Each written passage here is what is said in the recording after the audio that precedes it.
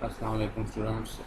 आज आपका lecture number है 25 और आज इसमें हम अकाउंटिंग कंट्रोल्स को पढ़ेंगे। इसमें क्या क्या चीज़ें इंक्लूड होती हैं, इसका थोड़ा सा ओवरव्यू हम करेंगे। आपकी बुक में ये चैप्टर नंबर 9 है, इसको थोड़ा सा हम डिस्कस करेंगे। मैं आपकी बुक से कुछ मटेरियल लूँगा और कुछ जो आपको सामने स्क्रीन पे शो हो रहा है यहाँ से हम इसको डिस्कस करेंगे कि ये अकाउंट रिसीवेबल में हमारे पास क्या क्या है। सबसे पहले हम अकाउंट्स रिसीवेबल अकाउंटिंग की बात करते हैं कि अकाउंट रिसीवेबल अकाउंटिंग में हम कौन कौन सी चीज़ों को इंक्लूड करते हैं। हम इसमें सबसे पहले जो ओवरव्यू लेते हैं ये लेते हैं अकाउंट रिसीवेबल का। बेटा बेसिकली जो मैं आपको पढ़ाने जा रहा हूँ ये एक आर्टिकल है जो दिसंबर 27 2018 में पब्लिश हुआ था। आर्टिकल के साथ मैं आपको लिंक करके इसको पढ़ाऊँगा, प्लस आपकी बुक पर जो कंसेप्ट हैं कुछ इसके रिलेटेड हम उसको डिस्कस करेंगे कि अकाउंटिंग रिसीवेबल्स। बेसिकली हम जो पढ़ने जा रहे हैं कि अकाउंटिंग रिसीवेबल है, कि अकाउंटिंग रिसीवेबल क्या चीज़ है। हम अकाउंटिंग रिसीवेबल को यहाँ पे डिस्कस करेंगे।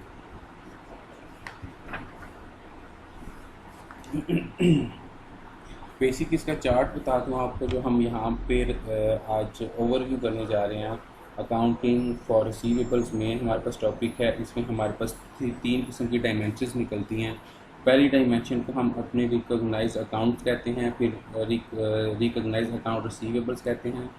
जो दूसरी हमारे पास आती है अकाउंट रिसीवेबल में वो वैल्यूइंग अकाउंट रिसीवेबल्स है, और जो तीसरी हमारे पास अकाउंटिंग रिसीवेबल्स में आती है वो एस्टिमेटिंग बैड डेट्स है।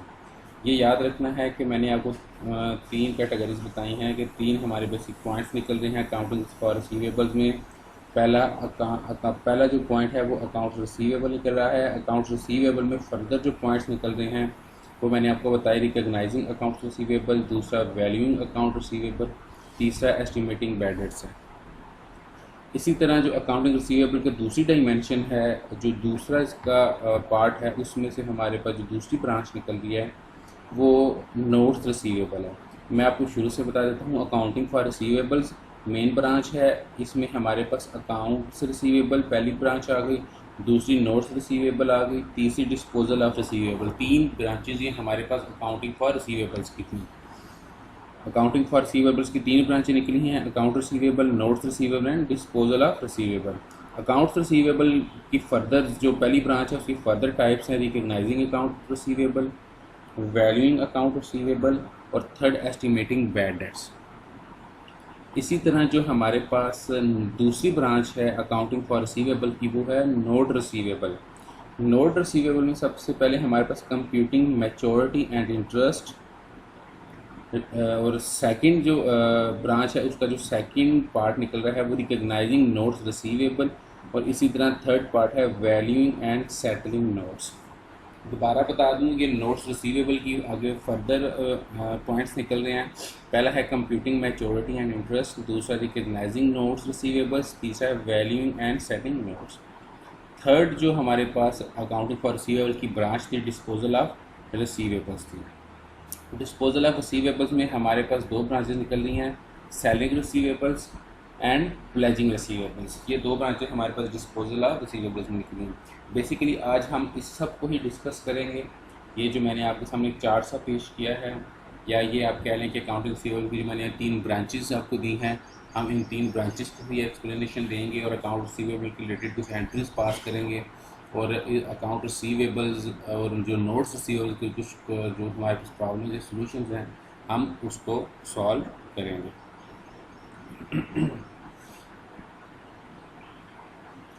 सबसे पहले जो हमने बात की थी वो ये बात की थी कि अकाउंट्स रिसीवेबल।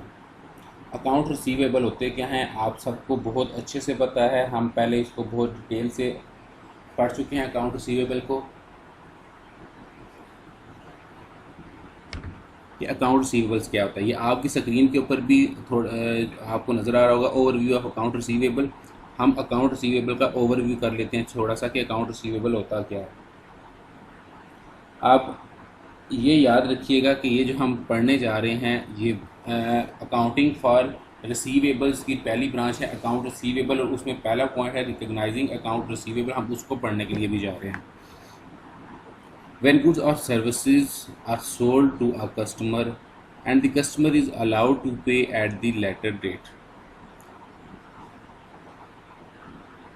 जब आप किसी कस्टमर को अपनी सर्विसेज सेल करते हैं या अपने किसी कस्टमर को गुड्स सेल करते हैं, ठीक है, तो कस्टमर आपको एक लेटर डेट जो है वो आपको असाइन कर देता है कि मैं आज तो कैश पे नहीं कर सकता, लेकिन मैं फ़लाँ मंथ की फ़लाँ डेट को या फ़लाँ वीक की फ़लाँ डेट को मैं आपको ये अमाउंट पे कर जाऊंगा। For example today is 10th August 2020। आज मैंने गुड्स परचेज़ की हैं but I have no cash in my pocket, so then I will give a date to my seller and say I'm saying I have no money today, I will give you in future like 19th अगस्त 2020। मैंने आज कुछ चीज़ें purchase कर ली लेकिन मेरे पास cash ही नहीं है, मैं आपको 19 अगस्त को दूंगा। तो क्या होगा, मैंने अपने सेलर को डेट दे दी। This is known as a selling on credit. इसको हम कहते हैं कि ये उधार पर सेलिंग करना या क्रेडिट पे सेल्स करना होता है। And creates a liability for the customer to pay the seller.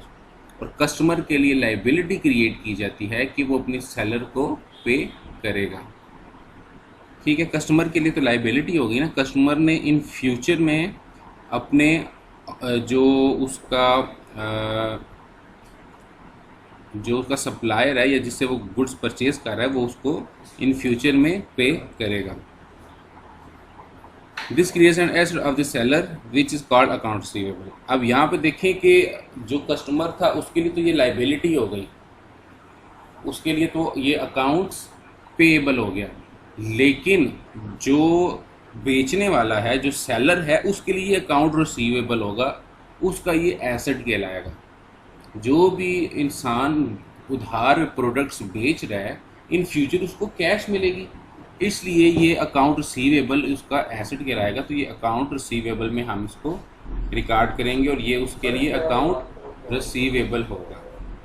This is consider a short term asset. हम इसको शॉर्ट टर्म एसेट कंसीडर करते हैं।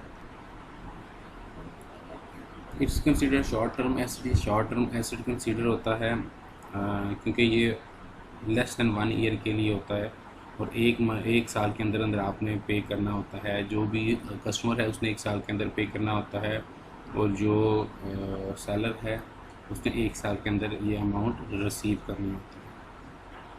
An account receivable is a document through an invoice which seller is responsible for issuing the customer through a billing procedure. The invoice describes the goods or services has been sold to the customer. The amount it's on the seller, including sales tax and a freight charges, and when it is supposed to pay. अब यहाँ पे बताया जा रहा है जो account receivable documents है वो इनवॉइस की शक्ल में तैयार किया जाता है और सेलर रिस्पॉन्सिबल होता है कि ये इनवॉइस इशू करे कस्टमर को, ताकि इस बात के पे का श्योर हो जाए कि एक जो परचेजिंग और सेलिंग और परचेजिंग है वो उसका एक प्रोसीजर अमल में लाया गया है। और ये इनवॉइस आपकी एक्सप्लेनेशन देती है कि गुड्स एंड सर्विसेज जो हैं वो सोल्ड कर दी गई हैं कस्टमर को और जो अमाउंट है वो सेलर लेने का अहल है और जो कस्टमर है वो देने का अहल होगा। ठीक है, इसलिए हम इनवॉइस ड्रा करते हैं। इनवॉइस ड्रा करने का मतलब ये होता है कि हमें एक प्रॉपर चैनल के थ्रू पता चल सके कि हमने एक ट्रांजैक्शन की है, हमने एक बिल ड्रा किया है। वो बिल जो दिया जाता है कस्टमर को, कस्टमर उसको पे करने का अहल होता है, वो कस्टमर के लिए बिल पेएबल बनता है और वही बिल जो आपका सेलर होता है उसके लिए रिसीवेबल बनता है। और यही बिल आपके जो कस्टमर है उसके लिए लाइबिलिटी और जो सेलर है उसके लिए ये एसेट का नाम उसको दिया जाता है और उसके लिए जो सेलर है उसके लिए ये एसेट बनता है। अब फिर इस बिल को ड्रा करने के बाद होता क्या है, इधर salary is operating under the cash basis of accounting, it's only record transaction in accounting records which are then computed into the financial statement when cash is either paid or received. जैसे ये bill draw किया जाएगा उसके बाद seller इसको अपने पास cash book में receive कर लेगा। ठीक है, हमने पीछे बैंक रिकॉन्सिलिएशन स्टेटमेंट पढ़ी थी, हमने वहाँ पे देखा था पासबुक पढ़ी थी, कैश बुक पढ़ी थी। ये देखें अब यहाँ पे वो बता रहा है कि जो सेलर है वो उसको अपने पास कैश बुक में रिकॉर्ड कर लेगा। मैंने आपको क्या कहा था कि जो कैश बुक है वो हम खुद मेंटेन करते हैं और पासबुक आपको बैंक मेंटेन करते हैं। अब यहाँ पे उसने अपने पास खुद अपनी कैश बुक में मेंटेन कर लिया, लेकिन ये याद रखना कैश बुक में जो चीज़ वो उसने नोट किया है वो भी टेम्परेरी होगी, असल रिकॉर्ड जो होता है वो आपका पासबुक के साथ होता है। It only records transaction in accounting record, सिर्फ वो अपनी जो ट्रांजैक्शन है उसको अकाउंटिंग रिकॉर्ड में ले आएगा। When cash is either paid और रिसीव, जो भी उसने कैश अगर पे की है तो भी अपनी कैश बुक में लिख लेगा, अगर उसने रिसीव की है तो भी अपनी कैश बुक में लिख लेगा। Since issuing N invoice does not involve any change in cash, there is no record of accounts receivable in the accounting record, only when the customer pays that the seller record a sale। अब यहाँ पे वो बताया जा रहा है कि जो भी उसने इनवॉइस है वो उसमें किसी किस्म की एक तो चेंजिंग नहीं हो सकती कैश में, और दूसरा वो यहाँ पे ये बताया जा रहा है कि जो हमारे पास रिकॉर्ड है, जो अकाउंट्स रिकॉर्ड है रिसीवेबल का, वो हम उसको अकाउंटिंग में जस्ट सिंपली उसको सिर्फ रिकॉर्ड करेंगे अभी। ठीक है, when only when the customer page does not seller record और सेल। अब यहाँ पे ये बताया जा रहा है कि जो हमारा कस्टमर है वो सेल रिकॉर्ड करे या ना करे, हमें उससे कोई मैटर नहीं है। जो सेलर है वो अपने पास इस चीज़ को रिकॉर्ड कर लेगा, कस्टमर को रिकॉर्ड करने से हमें किसी किस्म की कोई फ़र्क नहीं पड़ता।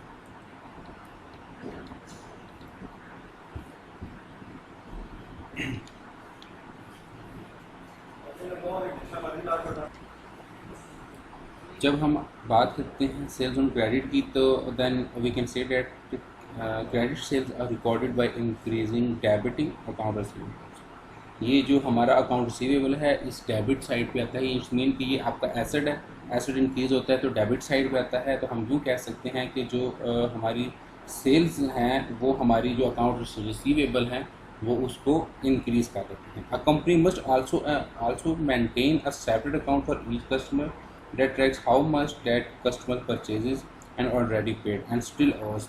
The information provide the basics for sending bills to customer and for other business analysis.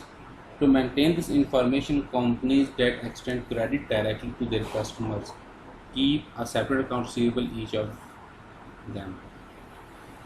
I think आपको इस समझ आ गई होगी कि हर कस्टमर का एक सेपरेट अकाउंट बनाया जाता है और इस अकाउंट में हर एक की सेपरेट ट्रांजैक्शंस की जाती हैं। उसमें लिखा जाता है कि कितने की हमने सेल्स करनी है, कितने हमें रिसीव हो चुके हैं या कस्टमर कितना पेड कर चुका है और कितने हमने कस्टमर से अमाउंट लेने हैं।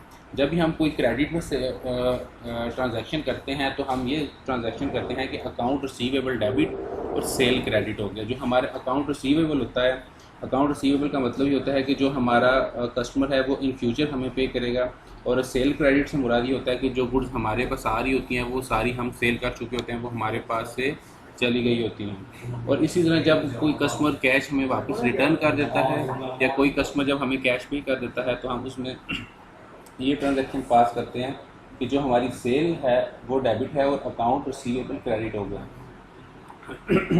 सॉरी टू से रॉन्ग ट्रांजैक्शन मैंने आपको बता दिया, सेल्स कह दी कैश डेबिट हो जाती है और अकाउंट रिसीवेबल हमारी क्रेडिट हो जाती है। इसका मतलब ये होता है कि जो भी हमने ट्रांजैक्शन पास की थी उसमें जो कस्टमर ने हमसे उधार परचेजेस की हुई थी उसमें हमें कैश रिटर्न कर दिए हैं, जिसकी वजह से हम कैश रिसीव हो गया है, कैश डेबिट हो जाता है और जो हमारा अकाउंट रिसीवेबल है वो वहाँ पे क्रेडिट हो जाएगा।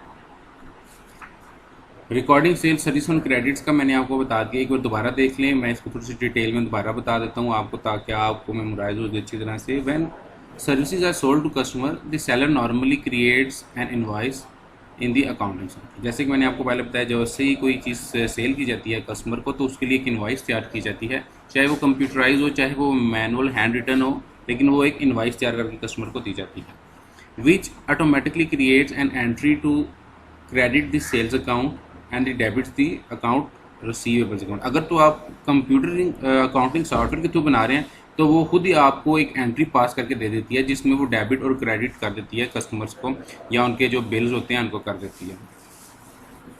The seller would debit the cash account and the credit the account receivable.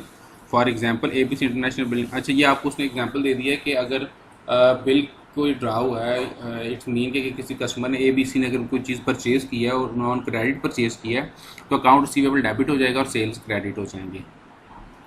और यही रिकॉर्डिंग अगर आपके पास कहा जाए कि recording sell goods on credit, मतलब कि आपने गुड्स अगर सेल की हैं तो आप उसकी क्रेडिट करें और साथ आपको अमाउंट दे दी जाए कि इसकी कॉस्ट क्या थी, तो फिर आप उस यूँ एंट्री कर सकते हैं। अकाउंट पहली तो एंट्री सेम होगी कि अकाउंट रिसीवेबल डेबिट और सेल्स क्रेडिट। जो अकाउंट रिसीवेबल है आपका वो डेबिट हो जाएगा, जो सेल्स हुई हैं वो आपकी वो क्रेडिट हो जाएंगी। लेकिन जब उसकी कॉस्ट साथ आपको दे दी जाए, फिर आप क्या करेंगे, cost of goods sold debit और इन्वेंट्री क्रेडिट कर देंगे। मीन के जो हमने तो सेल जो किया 25,000 किया, लेकिन उसकी जो कॉस्ट थी गुड्स की वो हमें 12,000 पड़ रही थी, और उसके साथ ही जो हमारी इन्वेंट्री है वो क्यों क्रेडिट होगी, क्योंकि इन्वेंट्री इट्स मीन कि जो हमारे पास सेल करने के लिए प्रोडक्ट्स इन्वेंट्री की क्वांटिटी मौजूद थी उसमें 12,000 की क्वांटिटी हमारे पास डिक्रीज़ हो गई है, वो हमारे पास से गो थ्रू हो गई है। ठीक हो गया। आपको क्रेडिट्स की जो एंट्रीज हैं वो भी पास करने का पता चल गया होगा। अकाउंटिंग फॉर बैड डेट्स क्या होता है, इसमें बैड डेट्स किसको कहा जाता है। डेबिट और क्रेडिट की जहाँ पे बात की है, मैं ये समझता हूँ कि आपको फ़र्क भी पता यहाँ पे बता देना चाहिए कि डेबिट कार्ड और क्रेडिट कार्ड में क्या डिफरेंस होता है। अक्सर सुना होगा आपने, कस्टमर कोई कह रहा होता है मैं डेबिट कार्ड यूज़ करता हूँ, कोई कह रहा होता है मैं क्रेडिट कार्ड यूज़ करता हूँ। बैंक वाले आपके पास आते हैं, जी क्रेडिट कार्ड हमसे परचेज़ कर लें। जब अकाउंट ओपन करते हैं तो वो आके पूछते हैं जी डेबिट कार्ड आपने लेना है या नहीं लेना। तो इसमें काफ़ी ज़्यादा स्टूडेंट्स इसमें कन्फ्यूजन रखते हैं, कन्फ्यूज़ हो जाते हैं कि डेबिट कार्ड क्या होता है और क्रेडिट कार्ड क्या होता है। बेटा जब आप अकाउंट ओपन करवाते हैं, अकाउंट ओपन करवाने के बाद जो आप अपनी रकम जमा करवाते हैं बैंक में, उसका जो आपको ATM कार्ड बना के दिया जाता है वो आपका डेबिट कार्ड कहलाता है। वो आपका डेबिट कार्ड, वो जो ATM कार्ड आपको मिलता है वो आपका डेबिट कार्ड होता है। क्यों डेबिट कार्ड होता है, क्योंकि वो आपकी अपनी अमाउंट होती है। जैसे ही आप उसमें से पैसे खर्च करते हैं तो वो बैंक क्या करता है, देखें जब आप बैंक में पैसे जमा करवाते हैं ना, तो बैंक के लिए लाइबिलिटी होती है। ठीक है, बैंक ने आपको इन फ्यूचर पे करनी होती है, क्योंकि वो आपके पैसे होते हैं, बैंक के पास उधार होते हैं, वो आपको इन फ्यूचर पे करते हैं। ठीक है, तो जैसे ही वो आपको पे कर देते हैं तो उनकी लाइबिलिटी डिक्रीज़ हो जाती है, तो वो डेबिट में आ जाती है। ठीक है, जब आप पैसे जमा करवाते हैं ना तो कुछ इस से ट्रांजैक्शन होती है, तो बैंक कहता है जी कैश जो है वो आपके पास डेबिट हो गई है और बैंक क्रेडिट हो गया। ठीक है, बैंक अपने पास क्या एंट्री करेगा, जब आप पैसे जमा करवाएंगे कैश डेबिट बैंक क्रेडिट। या फिर वो क्या करता है, अगर आपके अकाउंट से के साथ के नाम की वो एंट्री करेगा तो वो क्या करेगा जी, फॉर एग्जांपल के ज़िशान बैंक जहाँ के बैंक में पैसे जमा करवा रहा है तो कहेंगे ज़िशान अकाउंट डेबिट और बैंक अकाउंट क्रेडिट, के मेरे अकाउंट में पैसे आ गए हैं, ज़िशान डेबिट हो गया और क्रेडिट क्या हो गया है, उनके पास बैंक क्रेडिट हो गया। बैंक क्यों क्रेडिट हो गया, बैंक ने फ्यूचर में पे करना है मुझे, तो जब मैं अपने ATM से पैसे निकलवाऊंगा तो बैंक डेबिट हो जाएगा और ज़िशान अकाउंट क्रेडिट हो जाएगा। यानी कि जो लाइबिलिटी थी वो उनकी डिक्रीज़ हो गई है, यानी कि उन्होंने मुझे मेरे ज़्यादा पैसे देने थे, मैंने कुछ निकलवा लिया, अब उन्होंने मुझे कम देने हैं, तो बैंक डेबिट और ज़िशान अकाउंट क्रेडिट हो जाएगा। इसलिए हम कहते हैं कि जो बैंक है, जब आप ATM कार्ड निकलवाते हैं तो बैंक डेबिट हो जाता है। उस डेबिट होने की वजह से इसका नाम डेबिट कार्ड रखा गया है। और जो क्रेडिट कार्ड है इससे मुराद ये है कि आप उधार पे चीज़ें परचेज़ करते हैं और आपने बैंक को बाद में पैसे पे करने होते हैं। इसका मतलब यूँ हुआ कि अगर आप क्रेडिट कार्ड में बैलेंस इस्तेमाल करेंगे तो उसमें क्या होगा, आपकी लाइबिलिटी इंक्रीज़ हो जाएगी, आपके अकाउंट की लाइबिलिटी इंक्रीज़ हो जाएगी। आपके अकाउंट ने उनको फ्यूचर में पेमेंट देनी है, बैंक को वो फ्यूचर में पेमेंट देगा, तो क्या होगा इसलिए वो आपका जो अकाउंट है वो क्रेडिट होगा। तो इसलिए हम कहेंगे कि ये क्रेडिट कार्ड है। इट्स मीन कि आप इन फ्यूचर में उनको पेमेंट देनी है, आपकी लाइबिलिटी इंक्रीज़ कर रही है। आपने जो उधार शॉपिंग की है, आपने उनको ये कहा है कि मैं आपको इन फ्यूचर में पे कर दूंगा। ये बिल्कुल सेम ऐसी एग्जांपल है जैसे आप किसी शॉप के पास जाते हैं, उससे उधार चीज़ परचेज करते हैं, लेकिन परचेज आप उधार कर रहे हैं, लेकिन आप दुकानदार को नहीं कहते कि मैं तुमसे उधार लूँगा, तुम्हें बाद में पैसे दूंगा। आप बैंक को कहते हैं कि यार तुम मेरे पैसे पे कर दो इस कार्ड में से, मैं आपको इन फ्यूचर में पेमेंट कर दूंगा। तो ये क्या होता है, ये आपकी क्रेडिट सेल होती है, आपने उनको इन फ्यूचर में पे करना होता है, तो इसलिए ये आपका क्रेडिट कार्ड कहलाता है।